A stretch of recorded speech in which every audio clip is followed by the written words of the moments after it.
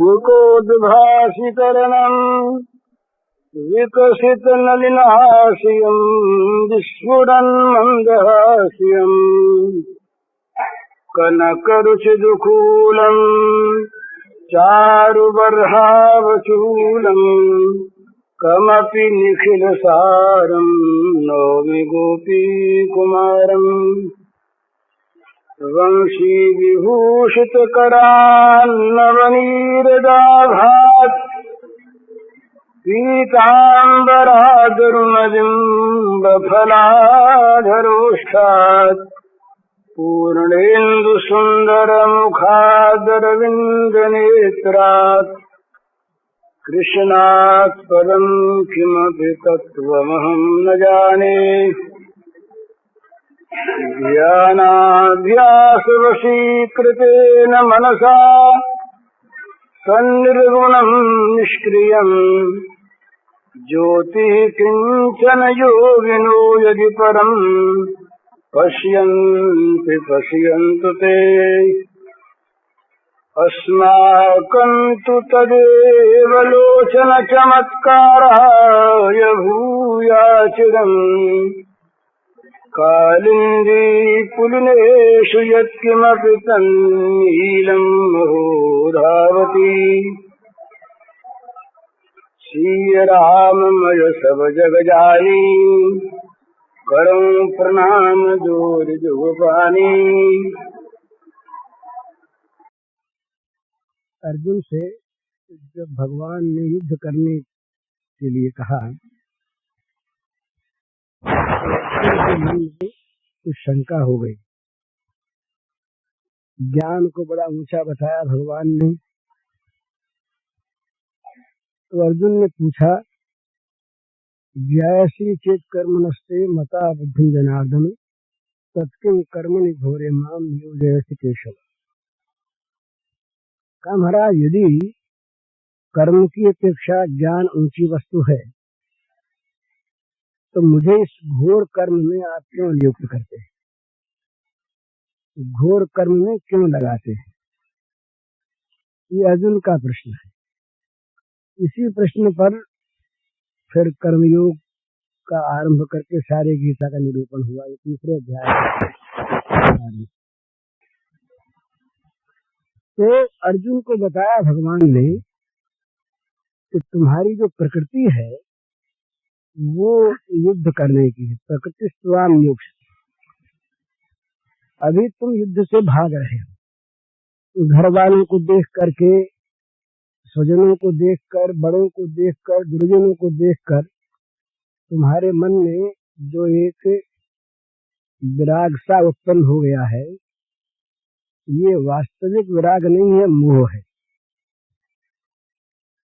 परंतु जब तुम यहाँ से हटे और जब इन लोगों ने कहा कि अर्जुन कायर था भाग गया, भाग रहा है, देखो अर्जुन कायर भाग रहा है, तो तुम्हारी प्रकृति तुम्हें मजबूर करेगी युद्ध करने के लिए। तुम्हें लड़ना पड़ेगा। प्रकृति स्वाम नियुक्त। प्रकृति जो तुम्हारा स्वभाव है वो तुम्हें जबरदस्ती लगा देगा। परंतु तुम लगोगे राज्य की आशा से, लगोगे ममता से, लगोगे कामना और आसक्ति को रखकर, फंस जाओगे, पाप लगे। युद्ध तो करना ही पड़ेगा। इसलिए सुख दुखे समय कृत्वा लाभा लाभौ जया जयौ ततो युद्धा युजस्व नये पापम वाप्स्यसे। सुख दुख को, लाभ हानि को, हार जीत को बराबर करके समता युक्त मन से, कहीं आसक्ति ममता राग न रख कर युद्ध करो। सद्भाव से युद्ध करो, भगवत सेवा के भाव से युद्ध करो, तो तुम्हें पाप नहीं लगेगा। युद्ध रूपी कर्म के द्वारा भगवान की पूजा होगी। तो कल जो अपने बात हुई थी ना, वो इसी आशय को लेकर के थी कि कर्म यदि कहीं देखने में बहुत मधुर न हो, कड़ा कर्म हो, रस रुद्र हो चाहे, पर यदि उसमें भाव सुंदर होता है, भाव यदि सेवा का होता है, भाव यदि भगवत सेवा का होता है, तो वो क्रूर कर्म भी, वो घोर कर्म भी भगवान की पूजा बन जाता है। पर इसका ये अर्थ नहीं है कि घोर कर्म में प्रवृत्त होना चाहिए। घोर कर्म से तो निवृत्त ही होना चाहिए। अर्जुन अगर निवृत्त होने लायक होता तो उसे भगवान ये नहीं कहते कि तुम युद्ध कर। अर्जुन की प्रकृति, अर्जुन का स्वभाव इस प्रकार का था, वो उसने गर्भ काल से शिक्षा पाई थी रण में लड़ने की, जूझने की। तो अर्जुन किसी प्रकार से सहन नहीं कर सकता था युद्ध से पलायन। अपलायन जो धर्म है क्षत्रिय का, इसका पूर्ण विकास अर्जुन में था।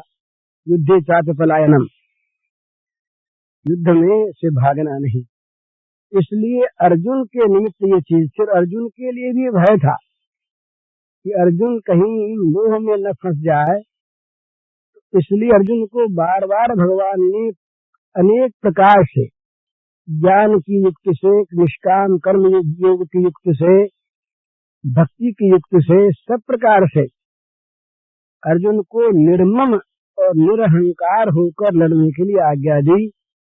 भगवान का स्मरण करने की आज्ञा दी। यहाँ तक कह दिया भक्ति के प्रसंग में कि मन बुद्धि मुझे सौंप कर लड़ो।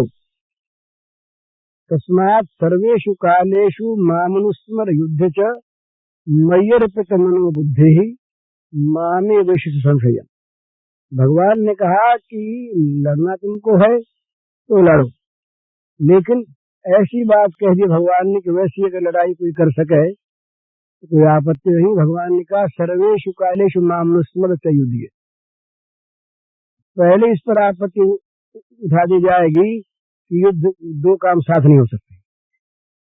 यहाँ भगवान कहते हैं सर्वेषु कालेषु मामनुस्मर च युद्ध। सर्व काल में ये नहीं कहा कि स्मरण भी करो और युद्ध भी करो।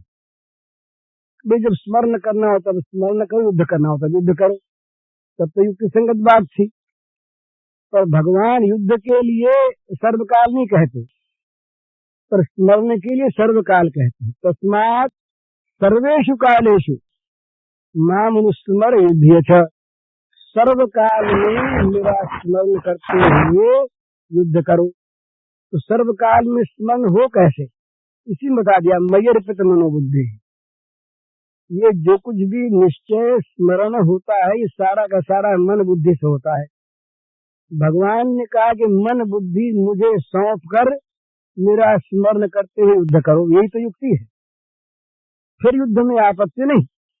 परंतु यदि युद्ध क्रूर भाव से दूसरों को मारने के लिए बैर मन में रखकर, द्वेष मन में रखकर, मन में कलह की भावना से, द्रोह पूर्वक कामना से, इस तरह के दुर्भावों को लेकर युद्ध में प्रवृत्त हो गए अर्जुन, तो ये नए पाप वापसी का अर्थ ये है कि नहीं तो पाप लगेगा, यहाँ तो नहीं लगेगा, यूं करोगे नहीं लगेगा, इसमें ध्वनि निकल, नहीं तो यूं न करोगे तो लगेगा। तो जहाँ कामना है, आसक्ति है, द्रोह है, द्वेष है, राग है, हिंसा है, प्रतिशोध है, गिराने की चेष्टा है, स्वार्थ है, अहंकार है, ममता है, वहां वो घोर कर्म करके घोर फल से बच नहीं सकता। ये तो शिवजी संहार करते हैं। शिवजी का जो रुद्र रूप है ये संहार करने के लिए, इसीलिए इनको तामस देवता कहा है। तो शिवजी तामस नहीं है, शिवजी और विष्णु इनमें कोई अंतर नहीं है, एक ही भगवान के ये तीन रूप हैं तीन लीलाओं के लिए। परंतु शिवजी का एक रूप है जो सारे जगत को खा जाते हैं, संहार करते हैं। तो इसलिए उन्हें तामस देव बतलाया गया है। तो ये शिवजी कर सकते हैं। ये एक जगह आई है ये कथा पद्म पुराण में कि भाई भगवान जो हैं ये काल रूप से सबको मारते हैं, क्योंकि भगवान में अहंकार नहीं, ममता नहीं, और हम भी सबको मारें तो क्या आपत्ति है। कहा तुम नहीं मार सकते। क्यों नहीं मार सकते कि तुम्हारे मन में कहीं बैर आ गया, कहीं भी तुम्हारे मन में द्वेष की जरा सी मात्रा आ गई, कहीं भी उसके मरने पर तुम्हारे मन में प्रसन्नता की लहर आ गई तो फंस गए। रावण को मार दिया और मारने के बाद भगवान ने कहा विभीषण से कि जाओ अंत्येष्टि करो। बैर थोड़ा ही था, ये तो आवश्यक था इसलिए हो गया, जाओ काम करो। ये जब अश्वत्थामा का चक्र पहुंचा उत्तरा के गर्भ में, ये जब गर्भ में पहुंचा परीक्षित थे, तो इसकी कथा महाभारत में इस तरह से आती है कि अंदर जा करके उस ब्रह्मास्त्र ने गर्भ का हनन कर दिया। भागवत में तो आता है कि भगवान चक्र लिए गर्भ में प्रविष्ट हो गए और ब्रह्मास्त्र को उन्होंने निरस्त कर दिया। वहां दूसरी तरह से आता है कि वो हनन हो गया गर्भ का, गर्भ जो बाहर आया तो वो मृत बालक था। तो वहां भगवान ने कहा, बड़ी सुंदर बात कही, कई बातें कही, दो बात बड़ी याद रखने की है। एक तो कहा कि कंस और केशी को मारने के समय भी अगर मेरे मन में द्वेष न रहा हो तो ये बच्चा जीव थे। और दूसरी बात बड़े प्रेम की कही कि अर्जुन से मेरे मन में कभी अमैत्री भावना आया हो तो बच्चा जीव था। तो बच्चा जीव था, बच्चा तो जीता ही था, ये खाली भगवान की लीला थी। तो मारने में भी द्वेष न हो, मारने में भी द्वेष न हो, ऐसे पुरुष मारने की क्रिया करें तो आपत्ति नहीं, वो मार के भी तारते हैं। पर वो अब जैसे जज है, अगर जज निर्णय करने के समय जरा सा भी किसी अभियुक्त के प्रति राग द्वेष युक्त हो जाए तो उसका निर्णय ठीक नहीं होगा। जज का निर्णय क्या, वो तो ठीक ठिकाने से निर्णय करता है, न्याय करता है, वो अपराधी है कि नहीं ये सोच करके विचार के न्याय करता है। उसके प्रति उसके मन में दुर्भाव नहीं होता। दुर्भाव यदि होता है तो वो न्याय नहीं होता, उसमें अन्याय हो जाता है।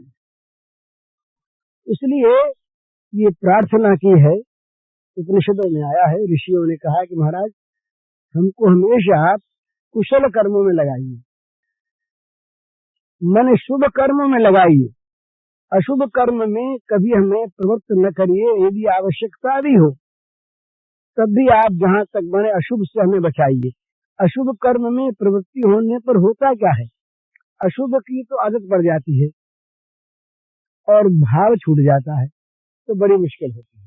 ये हमने देखा है, बंगाल में क्रांतिकारी लड़के जो थे आरंभ में ये डाका डालते थे, ये देखी हुई चीज है। डाका डालते, किसी के घर में जाते, जा करके कहते कि माताओं बहनों हमें देश के लिए धन की जरूरत है और आपके घर में धन है, आप हमें इतना धन दे दीजिए, नहीं तो हमें जबरदस्ती लेना पड़ेगा। आपके प्रति हमारा कोई दुर्भाव नहीं, आप कृपा पूर्वक दे दीजिए। तो उस समय उनके मन में कोई दुर्भाव नहीं था, वे वास्तव में देश के लिए करते थे और उसमें से एक पैसा अपने लिए लेते नहीं थे, बचाते नहीं थे। उसके बाद क्या हुआ कि वो डकैती डालने की आदत पड़ गई और देशभक्ति जातेरी छूट गई। तो बुरी चीज बहुत जल्दी ग्रहण कर लेता आदमी और फिर क्या करता है भूल से, उस बुरी चीज के ग्रहण करने के बाद अपने मन में अपने द्वारा ऐसा सोच लेता है कि ये मैं भले के लिए कर रहा हूँ, इसलिए बुरे कर्म में आपत्ति नहीं है, घोर कर्म में आपत्ति नहीं है। लेकिन वो होता क्या है, वो बुराई तो रह जाती है और भलापन जो है वो भाव का होता है, वो निकल जाता है। इसलिए ऋषियों ने प्रार्थना की भगवान से उपनिषदों में कि महाराज हमें तो आप निरंतर कुशल कर्म में लगाइए, भाव भी अच्छा हो और कर्म भी शुभ हो। एक कोई को ये काम सौंपा जाए कि भाई तुम इन कसूरवारों के बैंच लगाया करो, और एक को ये काम सौंपा जाए कि तुम जो अच्छा काम करने वाले उन्हें इनाम बांटा करो। दोनों ही कर्म यदि अच्छे भाव से होते हैं तो बेत लगाने वाला भी ठीक काम करता है, माना।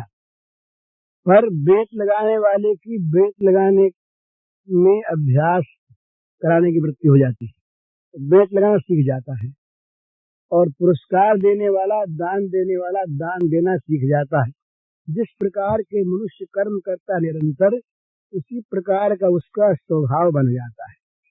इसलिए स्वभाव में जब तक मनुष्य के तमोगुण पर पूरा पूरा काबू न आ गया हो, तब तक उसको शुद्ध भाव से भी तमोगुणी कार्यों से बचना चाहिए।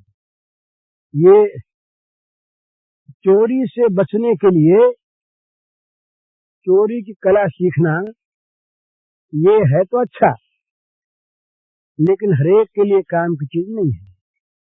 तो बुराई जो है ये जल्दी ग्रहण हो जाती है। एक हमारे मित्र थे बंबई में, ये पुरानी बात है, बड़े सज्जन थे और बड़े साधु प्रकृति के थे। तो उनके मन में एक भावना आई कि ये वेश्याएं जो हैं ये बेचारी बहुत सी निर्दोष होती हैं और किसी प्रकार के दुस्संग में आकर के और किसी प्रलोभन में, किसी भय में, किसी प्रकार की विपत्ति में आकर ये इस मार्ग में आ जाती हैं, इनका उद्धार हो जाए तो अच्छा है। ये भावना उनकी थी, शुद्ध भावना। तो वो मेरे पास आए, उन्होंने कहा कि ये काम करना चाहिए। मैंने कहा मेरी तो हिम्मत कम पड़ती है, आप करो। तो वो उस काम में जो एक जगह गए लगे, तो वहाँ तो हर तरह के लोग होते हैं। वहाँ तो बदमाश भी हैं, गुंडे भी हैं, शराबी भी हैं, जुआरी भी हैं, जैसा डर होता है वैसे होते हैं। तो एक दो मामले में तो गए, एक दो केस में वो बदमाशों ने उनका सामना किया। तो एक पटवर्धन थे सीआईडी के, वो डीआईजी थे, वो सत्संग में आया करते थे। उनसे मैंने बात की तो उन्होंने कहा कि आप अपने मित्र को समझा दीजिए भाई जी, उनका उद्धार तो वो करेंगे कि नहीं करेंगे, तो स्वयं वो पतित हो जाएंगे। वो संग ही ऐसा है, उसमें तो कोई सुखदेव मुनि हो और वो अगर जा करके रहें और बच सके तब तो ठीक है, नहीं तो उस संग में अगर रहेंगे तो या तो उन्हें गिरना पड़ेगा और या वो रह नहीं सकेंगे। ये आप लोगों का काम नहीं, इसको छोड़िए आप। फिर भी वो माने नहीं, तो आखिर वो कुछ ऐसा ढंग बैठा कि उनको फिर छोड़ना पड़ा वो काम। तो ये बुरी चीज जो है ये जल्दी मनुष्य ग्रहण कर लेता है।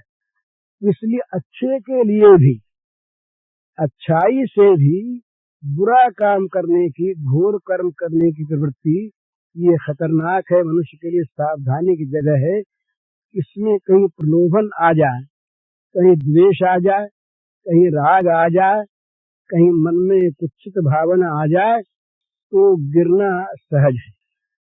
जहाँ, क्योंकि ये फिसलाहट है ना, प्रकृति जो है ये स्वाभाविक अधोगामिनी है, नीचे को जाती है। तो नीचे को जाने वाली प्रकृति हमारी है। तो ऐसी अवस्था में हमें संभल कर सावधानी से, भगवान ने कहा निर्मूंगानी व सर्वशः, जैसे कछुआ अपने अंगों को समेट के रखता है अंदर ढाल के अंदर, इसी प्रकार से विषयों से निवृत्त करके इंद्रियों को रखना चाहिए। नहीं तो इंद्रियानी प्रमाथिनी हरन्ति प्रसभम मनः, इंद्रियां बड़ी प्रमुख स्वभाव वाली हैं, न मालूम कब कहाँ खींच करके मन को ले जाए, मन के साथ बुद्धि चले जाए, बुद्धि के साथ आत्मा जाए और पतन हो जाए।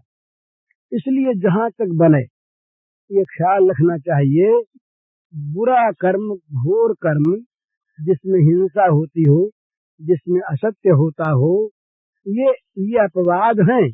जब कभी इस प्रकार का काम करना पड़े और आदमी हिम्मत रख कर और निर्लेप रहकर कर सके तो भले ही वो करे, लेकिन ये हरेक का काम और हर अवस्था का काम नहीं है। ये समय पर ये अपवाद हैं। भाई कभी ऐसा काम भी करना पड़े, कभी ऐसा काम भी करना पड़े। एक बार वो इंग्लैंड में एक रोग फैला, तो वो रोग फैला, लोग घर छोड़ते नहीं थे, तो लोग गांव में तो वो जबरदस्ती घरों को दहा दिया गया। कि जिसमें ये बच जाए, तो वो अच्छा उद्देश्य था। पर ऐसे कर्म हमेशा नहीं किए जाते। तो जिस कर्म में हिंसा हो, जिस कर्म में द्वेष दिखता हो, जिस कर्म में काम को आश्रय मिलता हो, जिस कर्म में लोभ को आश्रय मिलता हो, इस प्रकार के कर्म अच्छे उद्देश्य से भी जहां तक हो सके मनुष्य को करने से बचना चाहिए। नहीं तो वो ये जो दोष हैं, ये दोष तो चिपट जाएंगे, और जो अच्छी चीज है वो उसमें से निकल जाएगी। तो शुभ कर्म हो, शुभ भाव हो, ये दोनों जहां पर हूँ वहाँ बड़ा अच्छा है। तो कल जो अपने बात हुई थी ना, उसमें इतनी बात और साथ साथ जोड़ लेनी चाहिए कि अकुशल कर्म, यद्यपि जहाँ अभिमान नहीं है वहाँ कुशल और अकुशल कर्मों में कोई भेद नहीं, और जहाँ वो कामना आसक्ति नहीं है, ममता नहीं है, वहाँ काम पड़ने पर लोक हितार्थ ऐसा काम करने में आपत्ति भी नहीं है। कहीं कहीं आवश्यक होता है, लेकिन ये सबके लिए आवश्यक नहीं, सब स्थान में आवश्यक नहीं, सब समय आवश्यक नहीं। सब समय तो यही बात है कि जहाँ तक बने अपने को बुरे से बचाते हुए काम करे। और ये भगवान ने गीता में 13वें-12वें अध्याय में जो भक्ति के लक्षण बताए हैं, उसमें कम से कम पहले श्लोक को जीवन में याद रख ले तो व्यवहार सब ठीक होगा, और अपने आप उसके अंदर सद्भाव आ जाएंगे। अद्वेष्टा सर्वभूतानां मैत्र करुण एवच निर्ममो निरहंकार सम दुख सुख क्षमी। ये पहला श्लोक है। तो इसका अर्थ यह है कि अद्वेष्टा सर्वभूतानां, सारे प्राणियों से अद्वेष्टा रहे, किसी भी प्राणी में किसी प्रकार से कभी भी द्वेष न करे। तो ये बात जब ध्यान में रहेगी ना, तो किसी भी प्राणी के साथ बर्ताव करते समय, व्यवहार करते समय अगर ये बात याद आ गई तो द्वेष अगर नहीं रहा तो बर्ताव में दोष नहीं आवेगा। बर्ताव करा भी कहीं होगा तो उसमें द्वेष नहीं आवेगा। अद्वेष्टा सर्वभूतानां, ये नहीं कहा कि अमुक अमुक के साथ तो तुम द्वेष कर सकते हो और अमुक अमुक से मत करो, ऐसी बात नहीं। सर्वभूतानां, जितने भी प्राणी हैं, किसी भी प्राणी के प्रति तुम्हारे मन में कभी द्वेष नहीं आना चाहिए। द्वेष रहित, तो पर द्वेष रहित हुआ कुछ नहीं किया, इसमें एक नेगेटिव चीज हो गई, कुछ किया नहीं। द्वेष नहीं किया, कुछ नहीं किया, कुछ करना भी चाहिए। तो कहते हैं मैत्र, केवल अद्वेष्टा होने से काम नहीं चलता। मैत्री भावना करो और मैत्री भावना युक्त क्रिया करो। मैत्र का अर्थ है मित्रता बरतो, मित्रता का बर्ताव करो। मित्रता के बर्ताव का भाव यही है कि दूसरे के दुख में साथ दो, उसके दुख में हिस्सा बटा। मित्र वही जो विपत्ति बटावे, दूसरे के दुख में हिस्सा लो। सुख में हिस्सा लेने वाले मित्र हैं वो एकांगी मित्र होते हैं, और उन मित्रों से बचना भी चाहिए कि उनके दुख पड़ने पर शायद वो न हिस्सा ले। मित्र वही है जो दुख में तो हिस्सा ले जानकर, और सुख में हिस्सा लेने से अपने को बचा ले। हैं? हाँ, बुखार में खाई दवाई देनी, पर दवाई देने के लिए देवतुर मारने के लिए दे देना। बात की वृत्ति की बात है, मैं की वृत्ति की बात है। मैं की बुखार में खाई दवाई जरूर देनी, लेकिन बुखार उतारने के वास्ते देना ठीक है।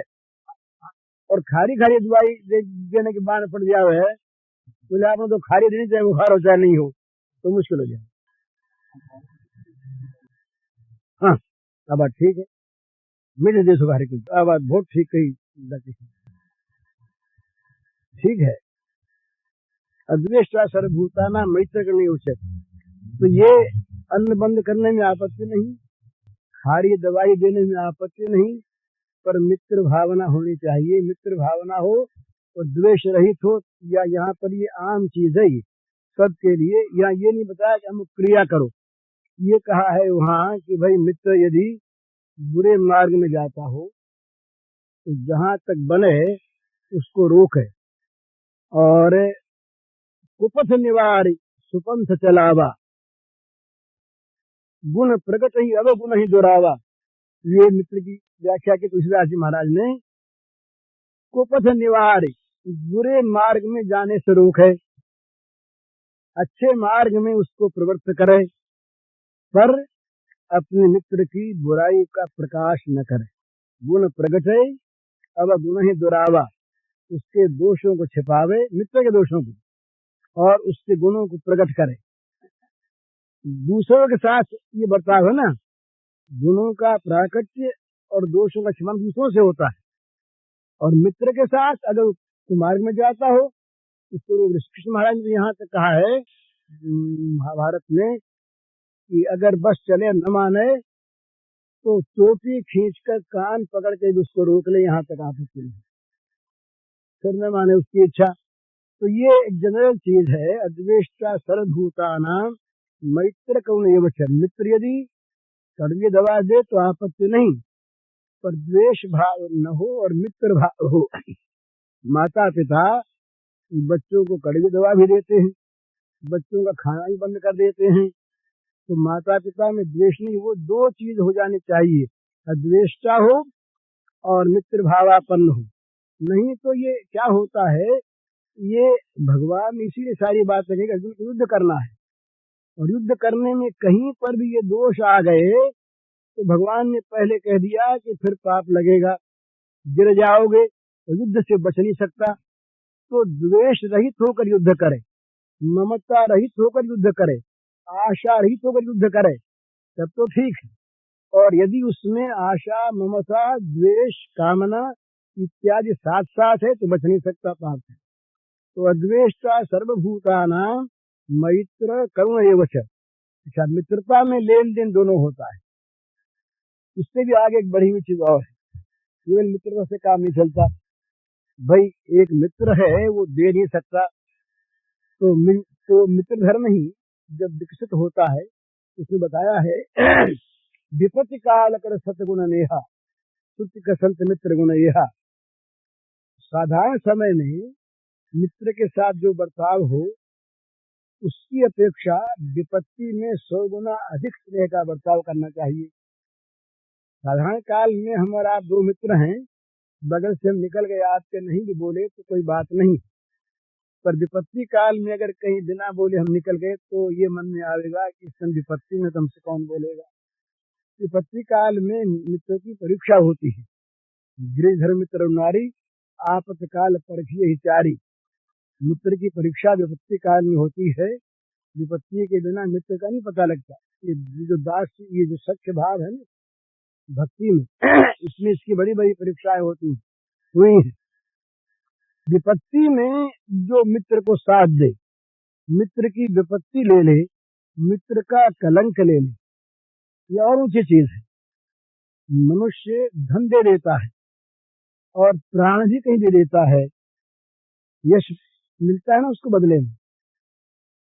त्याग की मात्रा जितनी जितनी वो विशद होती है और ऊंची होती है, पवित्र होती है, उतना उतना ही त्याग का महत्व होता है।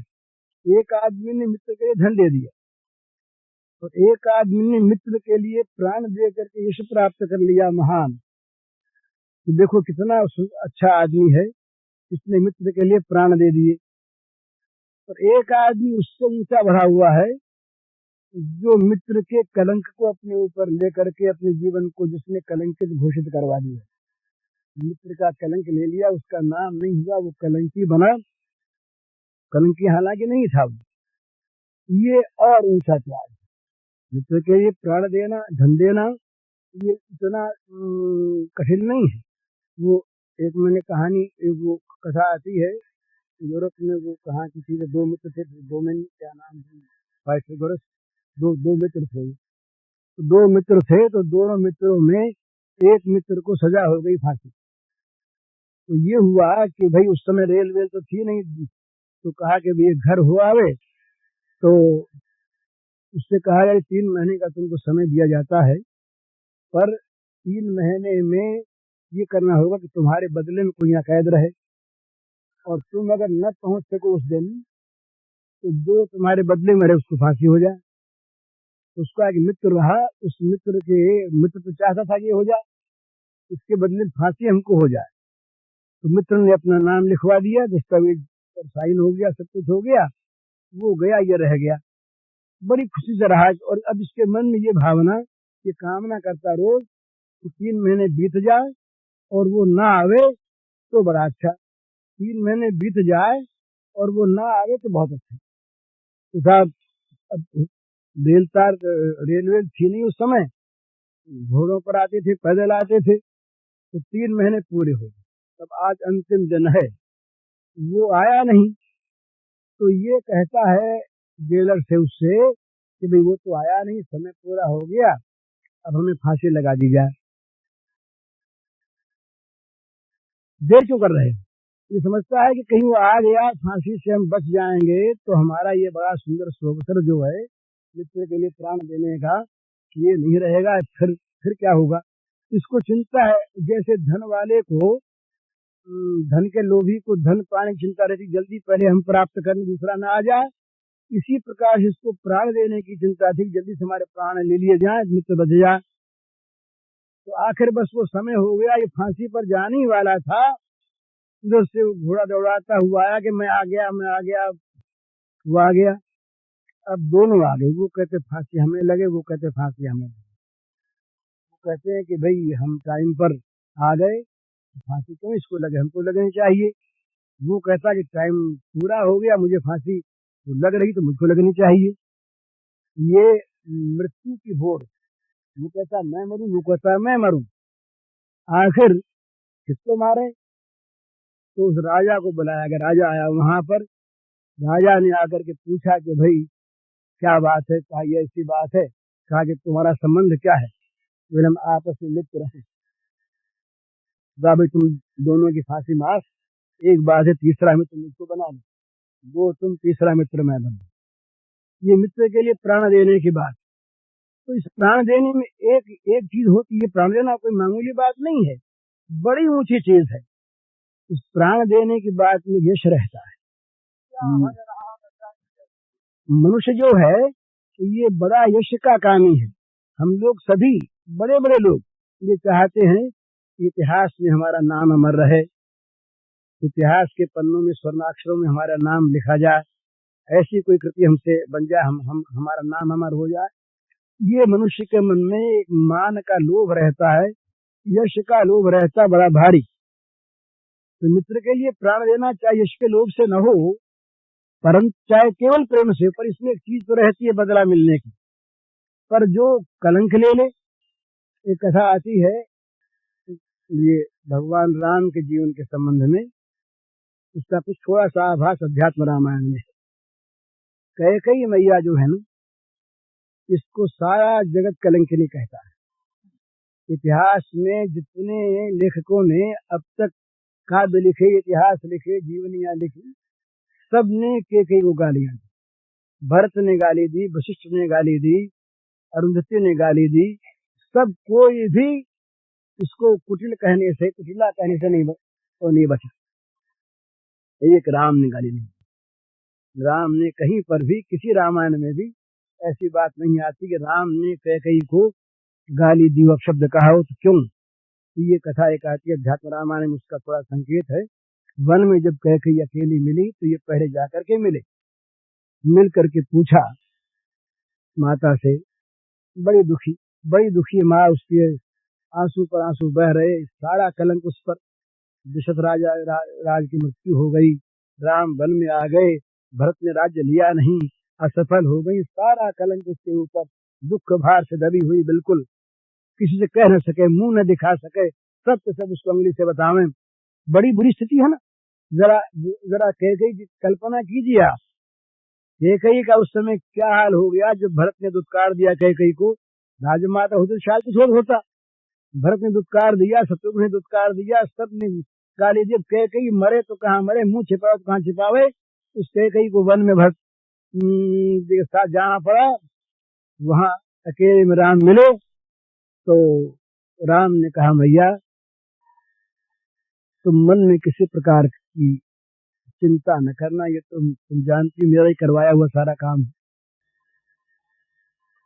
वहां कैकेयी ने कहा भैया ठीक है, तो इतना कठिन काम किसी और से मत करवाना। कितना कठिन त्याग है, हमेशा के लिए, जीवन भर में नहीं, इतिहास में अमर नाम के जो ये अमर नाम रहा कि कैकेयी कलंकिनी, उसने पुत्र सुवास के लिए, पर वो कहते हैं कि कैकेयी अगर राम को वनवास दिलाने में कारण न बनती तो राम के अवतार का मिशन ही नहीं पूरा होता।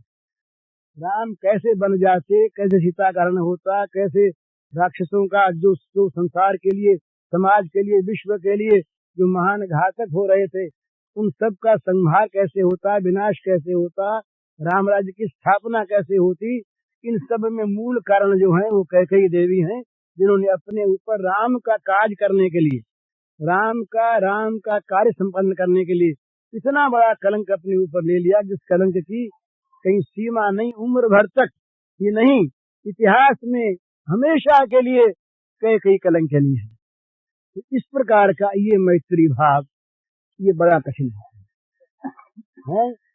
राम की इच्छा से नहीं ना, ये जहाँ इनकी गुप्त बात होती है वहाँ इच्छा की बात होती है। राम ने इनको नियुक्त किया इस काम के लिए, उन्होंने स्वीकार किया।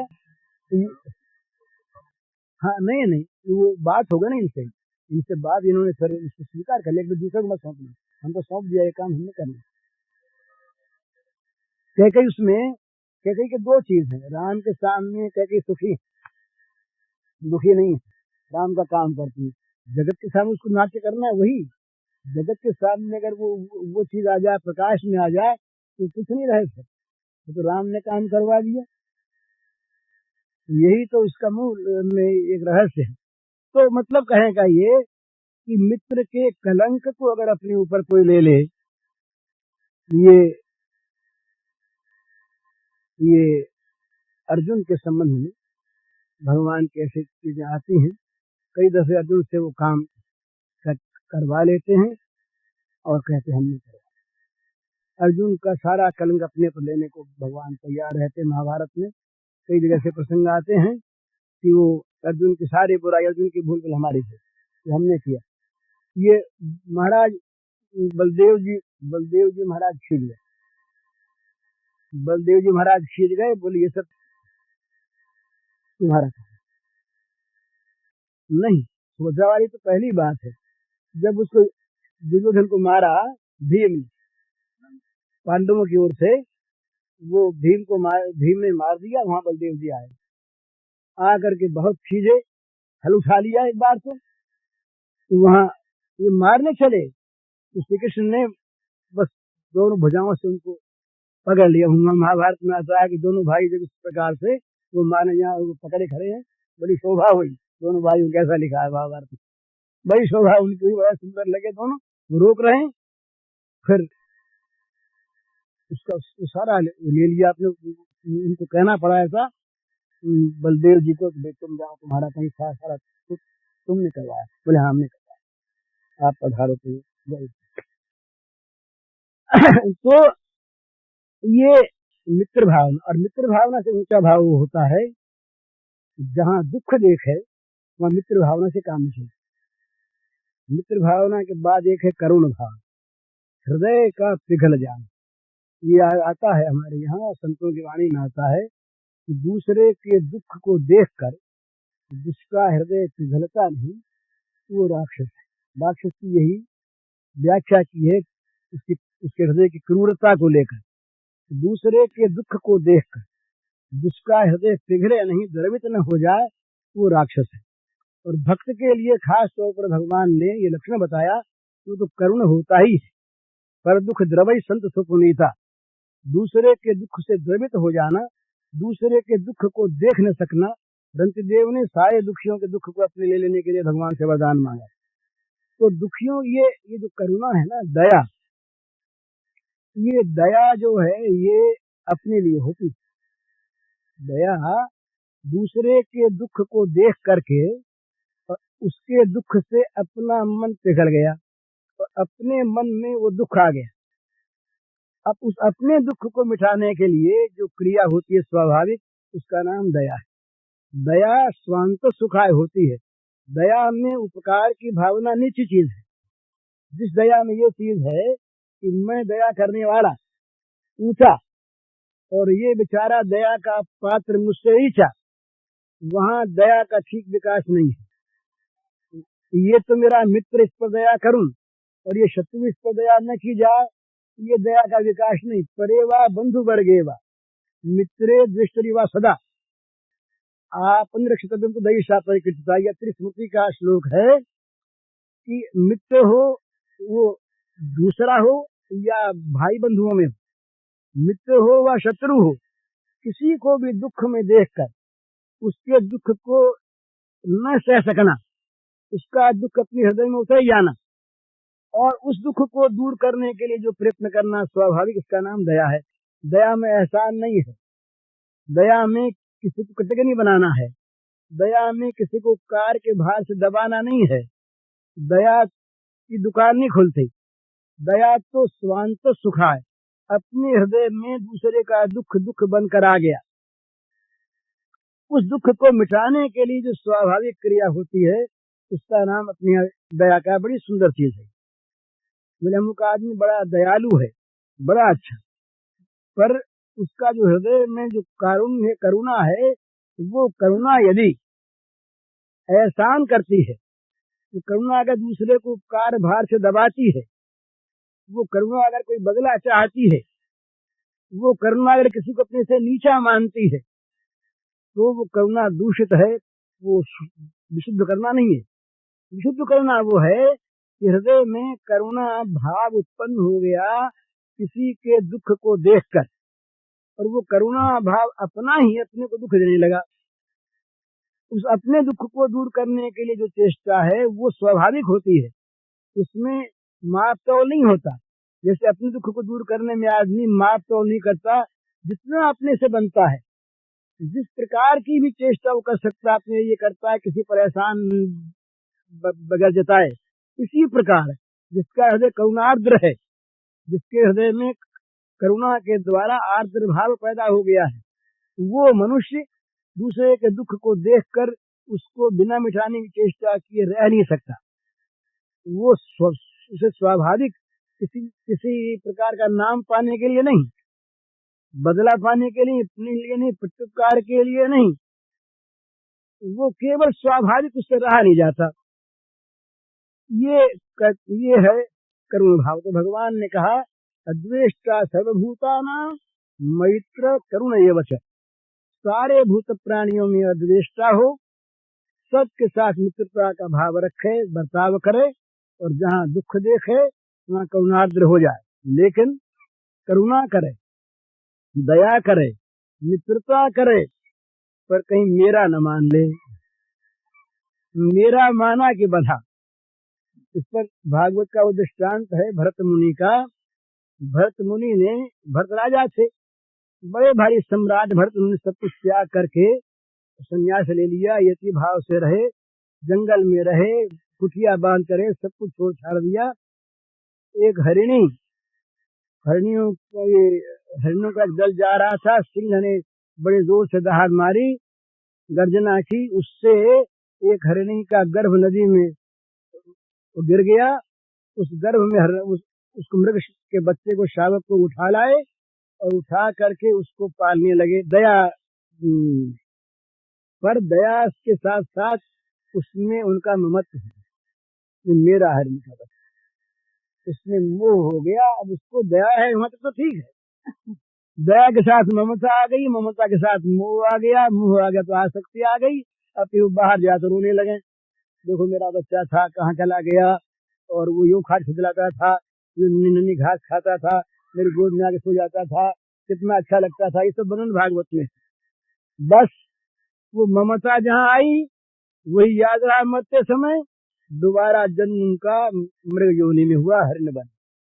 जो बिल्कुल द्वार पर पहुंच गए थे मुक्ति के, हरिण बने। लेकिन इतना बड़ा तप का धन उनके पास था, इसलिए उनको पूर्व की स्मृति रही, पूर्व जन्म की जाति स्मर रहे। तो हरिण के जन्म में बड़े सावधान रहे, कहीं फंस न जाए ममता में।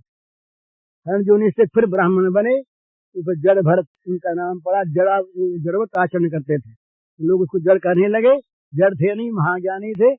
उस जन्म में फिर उनकी मुक्ति हुई। तो दया तो ठीक, पर दया में कहीं ममता हो गई तो फंस गए, और कहीं दया करने का अभिमान हो गया, हम दया करने वाले, हम अमुक, हम बड़े, हम विद्वान, हम भक्त, हम ज्ञानी, हम सदाचारी, कुछ भी अभिमान यदि आ गया, अहंकार यदि आ गया तो फंस गए। तो निर्ममो निरहंकार, ये कहा कि सबसे द्वेषता रहो, सबके साथ मित्रता करो, दया करो, पर कहीं ममता न करो, अहंकार न करो, और अपने सुख दुख में क्या करें, ये सम रहो, सम दुख सुख, अपने सुख दुख में समता बरतो, दूसरे के सुख में प्रसन्न हो, और दुख में दुखी होकर दुख को टालने की चेष्टा करो, अपने सुख दुख में समता रखो। और अंतिम बात कही क्षमा में और अक्रोध में बड़ा अंतर है। भला मनु महाराज ने दोनों धर्म को अलग अलग बताया है। 10 धर्मों में क्षमा अलग और अक्रोध अलग। हमारे साथ किसी ने बुरा बर्ताव किया, बुरा बर्ताव करके हमारे मन में क्षोभ उत्पन्न हो गया, विकार आ गया, बेकाबू हम हो गए, ये तो है क्रोध। तो क्रोध ना आना ये और चीज है। क्रोध ना आने का अर्थ क्षमा न करना नहीं है, गुस्सा नहीं आया हमें, पर उसके दोष को तो हमने अपने मन में याद रखा ही, और दोष का बदला लिया जाता है। महाराज बहुत प्रतिशोध की भावना है ना, ये मन में रहती है बहुत लंबे दीर्घ काल तक। एक आदमी ने हमको गाली दी, बदले में हमने गाली दे दी, बदला हो गया। एक आदमी ने हमको गाली दी, हमने बदले में गाली तो नहीं दी, पुलिस में रिपोर्ट कर दी। अपनी जबान बोले क्यों गंदी करें, पुलिस आप समझेगी, बदला तो उसको मिल जाए, ये कर लिया। ये न किया, बहुत अच्छे आदमी हम हैं, बोले भाई क्यों पुलिस में जा, और क्यों गाली से के बदले में गाली बके, सब भगवान तो देखते हैं ना, तो अपने आप इसका फल दे देंगे। ये बड़े अच्छे आदमी की चीज है, पर यहाँ भी उसको बदला मिले, ये हमने भगवान के नालिश कर दी, फरियाद कर दी। ये भी नहीं किया हमने, हमारे मन में ये भी नहीं आया, न हमने गाली बदले में दी, न हमने पुलिस में रिपोर्ट की, न हमने भगवान के यहाँ नालिश की, कुछ नहीं, हो गया। मन में याद है किया था बड़ा बुरा। उसके 10 वर्ष के बाद, 15 वर्ष के बाद उसका लड़का मर गया। अब याद आ गई बात, बोली देखो भगवान घर में न्याय है ना, हम निर्दोष को इसने गाली दी थी, आज भगवान ने देखो इसका फल दे दिया। चाहे भगवान ने फल दिया हो किसी और कर्म का उसको, पर हमने उसको अपने खाते में खता लिया कि भाई हमको गाली दी थी, उसका फल इसको भगवान ने दिया। ये प्रतिशोध की भावना मन में रहती है कब तक, जब तक क्षमा है। तो क्षमा का अर्थ यह है कि अपने मन से दूसरे के दुर्व्यवहार को सदा के लिए भुला देना, और भगवान से प्रार्थना करना कि इसको भगवान क्षमा करे। जैसे प्रहलाद ने हिरण्यकश्यप के लिए भगवान से वरदान मांगा, जैसे उसने काकभूषणी ने पूर्व जन्म में वो गुरु का अपमान किया, शिव जी ने शाप दिया, इनके गुरु ने दुखी होकर के उस शाप को वरदान के रूप में पंडित करवा दिया। ये क्षमा, दूसरे के दोष का बदला लेने की तो भावना हुई नहीं, उस बेचारे को उसका दंड भोगना पड़ेगा, इससे बचा देने के लिए खाता न्योढ़ा कर दिया और भगवान से क्षमा चाह लिए। एक बात क्या है कि हमारे खाते में किसी के नाम 1000 रुपया लिखा है, दिया हमने उसको, हम उससे नहीं मांगते, पर रुपया जब तक खाते में लिखा है तो हमारा जो वारिश होगा या गवर्नमेंट के यहाँ हमारी सारी चीज चली जाएगी, तो खाता देख करके उस 1000 रुपयों की मांग की जा सकती है। समाजवादी तो आजकल होगी, पहले थी नहीं। 1000 रुपए की मांग की जा सकती है, पर हमने अगर उन रुपयों को बट्टे खाते लिख करके खाता उसका बराबर कर दिया, फिर कोई नहीं मांग सकता। तो क्षमा में खाता बराबर होता है और अक्रोध में बराबर नहीं होता। इसलिए भगवान की यहाँ पर अक्षमी, तो अद्वेष्टा सर्वभूताना मैत्र करुण एवच निर्ममो निरहंकार सम दुख सुख क्षमी, ये लक्षण बताए भक्त के। तो ये अर्जुन से कहा कि तुम ऐसे बनो, तो ऐसे बन करके अगर युद्ध कोई करे और उस युद्ध में अगर बिना इन भावों को ले करके ही कर्तव्य कहीं कुछ करना पड़े, वो अलग चीज है। नहीं तो जहाँ तक बने, अशुभ कर्म से मनुष्य को हमेशा बचना चाहिए। अशुभ का परिणाम जो है ना ये मन पर इस प्रकार का होता है कि अगर कहीं वो भाव दब गए तो अशुभ के संस्कार मन में रह जाते हैं और अशुभ के संस्कार अशुभ कर्म में प्रवृत्त कर देते हैं। तो गांधी जी ने एक बार वो लिखा जेल के बाद, उन्होंने लिखा कि जेल में हम गए तो जेल में जितने जेल के लोग हैं इन सब का काम है चोरों को, बदमाशों को, बुरा कर्म करने वालों को, ये जराइम जुर्म करने वाले लोगों को अच्छा बना देना, ये इनका काम है, इसीलिए जेल है। लेकिन हमने जेल में जाकर के देखा कि जेल के लोग स्वयं ऐसे बने हुए हैं, वो स्वयं जुल्म करते हैं, स्वयं चोरी करते हैं, स्वयं ठगी करते हैं, स्वयं उनसे पैसा लेते हैं, ये सब बातें वो करते हैं खुद। तो क्यों करते हैं? तो उन्होंने इस पर एक लेख लिखा था नवजीवन में, इसलिए करते हैं कि जेल में और ऐसे आदमी रहने चाहिए जो आदमी समाज में सबसे ऊंचे हों, जो प्रलोभन में ना आए, जो बुरे संग का जिन पर असर न पड़े। अब वो रात दिन चोरों के साथ, डकैतों के साथ, खूनियों के साथ, जुल्म करने वालों के साथ रहेंगे तो क्या होगा कि उनके संग से उनका सुधार तो दूर रहा, ये स्वयं उसी में हिस्सा लेने वाले बन जाएंगे। पुलिस जो है अपने यहाँ की ये बदनाम है कि भाई ये चोरों में हिस्सा बैठाती है, तो क्या क्या बात क्या है? तो हम ही लोग तो हैं, पुलिस से थोड़ी। वो संग से वो दोष आ जाता है, तो बुराई जल्दी ग्रहण होती है, अच्छाई बहुत देर से होती है। इसलिए बुरे कर्म में जो अशुभ कर्म हो, अकुशल कर्म हो, उसमें जहां तक बने अच्छाई को लेकर के भी अच्छे भावना से भी प्रवृत्त होना ये ठीक नहीं है। ये मनोवैज्ञानिक लोगों ने ये लिखा है कि छोटे बच्चों को काम विज्ञान नहीं सिखाना चाहिए, ब्रह्मचर्य की बात नहीं करनी चाहिए। क्यों नहीं करनी चाहिए भाई? इसलिए कि ब्रह्मचर्य की बात करने से ब्रह्मचर्य के साथ साथ जो बातें उनको सिखानी पड़ेगी वो सीख जाएंगे। तो जो अपने आप सीखने की बातें पीछे हैं उनको पहले मत सिखाओ, क्योंकि पहले उनको सिखाने जाओगे, सिखाओगे अच्छे के लिए, पर अच्छाई तो आवेगी और बुराई तो आ जाएगी। इसलिए हमेशा शुभ का प्रयोग, शुभ का संपादन, शुभ का ग्रहण, शुभ का धारण करे और भगवान से यही मांगे कि कभी भी अशुभ करने की न हमारे मन में प्रवृत्ति हो, न आवश्यकता हो, और न महाराज कभी आप ही ऐसी आज्ञा दें जिससे अशुभ कर्म करना पड़े। अशुभ की भगवान नहीं आज्ञा देते, ये तो हम ही भगवान की आज्ञा मान लेते बहुत दफे। भगवान तो अशुभ की कहीं आज्ञा देते हैं तो अशुभ नहीं होता, वो अशुभ में शुभ बना के आज्ञा देते हैं। वो तो संख्या अगर कहीं खिलाने को दिए अच्छे वैद्य तो उसको शोध करके देते हैं, उसकी मात्रा बता देते हैं, जिससे संख्या अमृत बन जाता है। इसी प्रकार भगवान ने गीता में युद्ध की आज्ञा दी तो उसको निष्काम भाव के द्वारा पवित्रतम कर दिया। पवित्र ही नहीं, आज्ञा को देखिए, भगवान की युद्ध करने की आज्ञा तो कहते हैं मयि सर्वाणि कर्माणि सन्न्यस्याध्यात्म चेतसा निराशी निर्ममो भूत्वा युद्ध से जगतज्ञ। सारी बात आ गई। वो कहते हैं कि प्रत्येक का तुम जो कुछ भी कर्म करते हो सारे कर्म को अध्यात्म चित्त से मुझ में निक्षेप करते चले जाओ। कर्म किया भगवान ने, किया भगवान ने, किया भगवान ने, और आशा छोड़कर, ममता छोड़कर, कामना से रहित होकर तब युद्ध करो। तो बस इस प्रकार से फिर युद्ध करने में आपत्ति नहीं, जिस युद्ध में कामना नहीं, जिसमें ममता नहीं, जिसमें आशा नहीं, और जो युद्ध भगवान के समर्पण हो जाए, इस प्रकार के युद्ध भगवान ने बताया। गीता तो ऐसा नहीं बताया कि चाहे जिसको जाके मार डालो, यह नहीं कहा। बड़ा नियमित, बड़ा संयमित, इस प्रकार का बांध दिया अर्जुन को कि अर्जुन बस उससे बाहर न जा सके, फिर युद्ध करने में आपत्ति नहीं। वैसा युद्ध अगर हम न कर सकें तो हमें युद्ध से विरत रहना चाहिए, नहीं तो पाप लगेगा ही।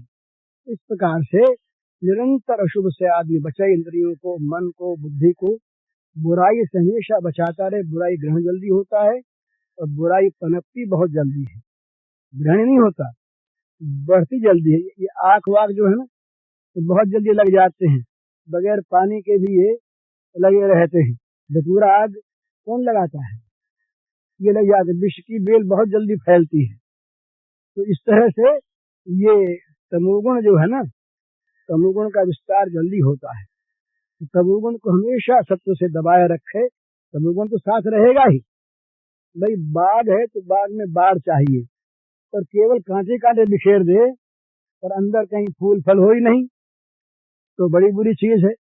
लालटेन में ऊपर वो कांच चाहिए, नहीं तो वो बत्ती हवा से बुझ जाएगी, पर केवल कांच ही रहे अंदर बत्ती न रहे तो अंधेरा ही रहेगा। तो मूल चीज जो अंदर की जो पवित्रता है वो है। तो सत्व के साथ जो सत्व का सेवक बनकर तम रहे वो आवश्यक है, वो रहेगा ही जगत में। जब तक ये जगत है तब तक त्रिगुण है, त्रिगुण है तब तक तम भी है, पर तम रहना चाहिए सत्व का सेवक। तो सत्व का मालिक बन के तम बढ़ जाए, सत्व की जगह तम आ जाए तब बड़ी मुश्किल है। तो सत्व की जगह तम को न बैठावे, सत्व की जगह रज को भी न बैठावे। तम रहे सत्व का रज का बिल्कुल सेवक, और रज रहे सात्विक प्रवृत्ति में सहायक, और सत्व रहे राजा। इस प्रकार का जीवन ये मानव जीवन असली है, साधक का जीवन है।